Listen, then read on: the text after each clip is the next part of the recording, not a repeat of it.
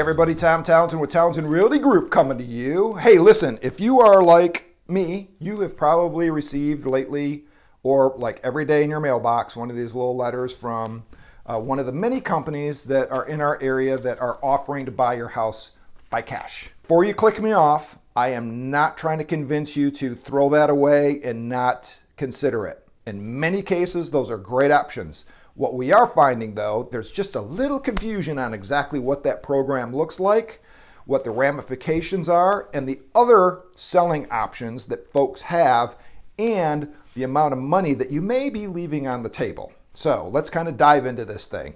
Number one, there are many more selling options than just selling convenient cash, and then on the opposite end of the spectrum is hiring a real estate agent to put a sign in the front yard, do all the marketing, and sell traditionally through the open market.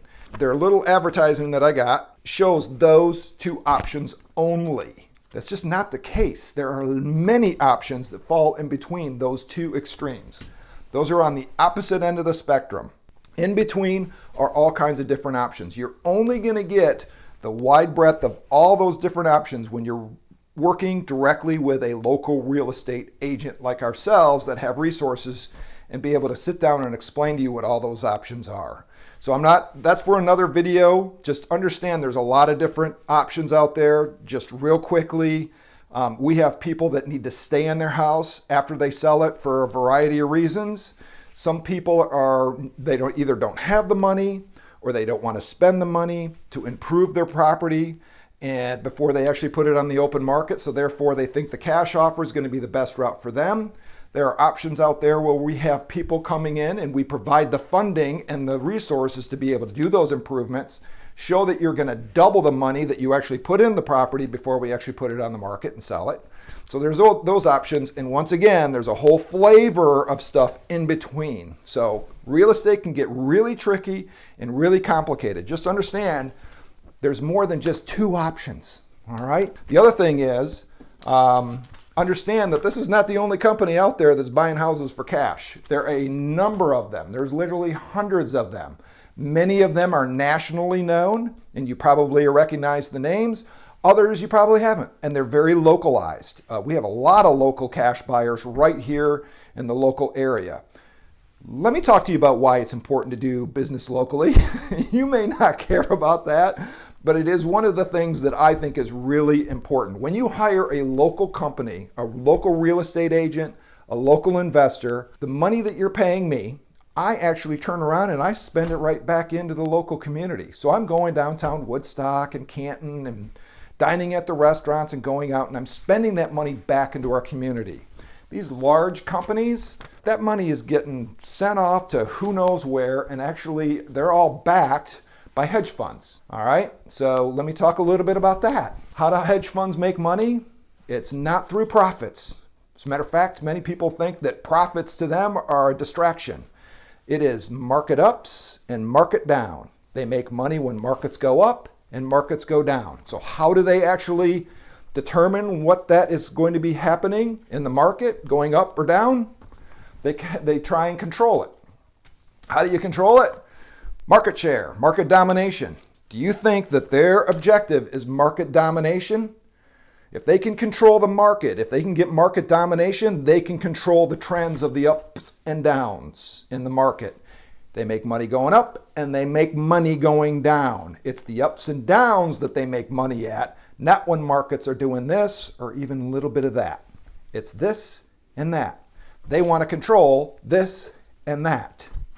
So if you want to hand over your money to these folks that are actually practicing that's fine. I'm not here to judge. I'm just explaining to you what most of these big companies that are coming into our area are actually doing. So that's just a little bit of my soapbox, right? So that's kind of what's happening there. All right, so let me kind of tell you exactly another story and why I'm saying you may be leaving a lot of money on the table even though you think that they're giving you a great offer. So here's a scenario that happened with a client of ours.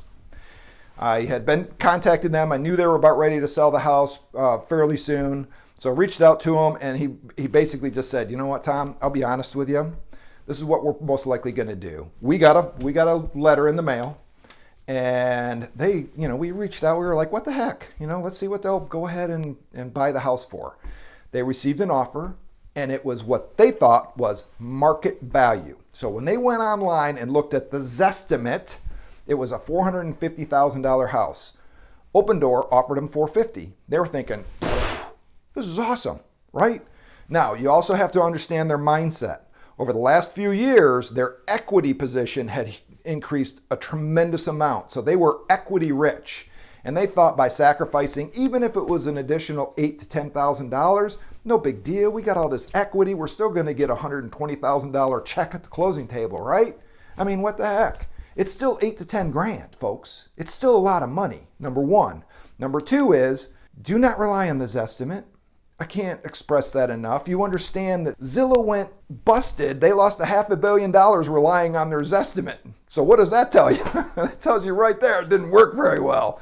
But let's say it was correct. Let's say it was okay and the market value was $450,000. They're thinking, hey, another realtor, we're not going to go through this hassle of putting the house on the market and going through all this stuff just to get the same offer that I got from these guys that were offering cash with all that convenience.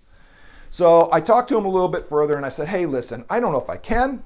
Let me do some digging. I'll do some research and let's see if I can get you a little bit more than $450,000. So I did that. I met with them and I said, hey, I think I really can get you $470,000. I think I can get you $20,000 more than what they had. Would you be willing to go through the additional efforts that it would take to actually list the house for $470,000? And they were like, they thought about it and they got back with me and they said, yeah, let's go for it. We're not going to do this for a long time.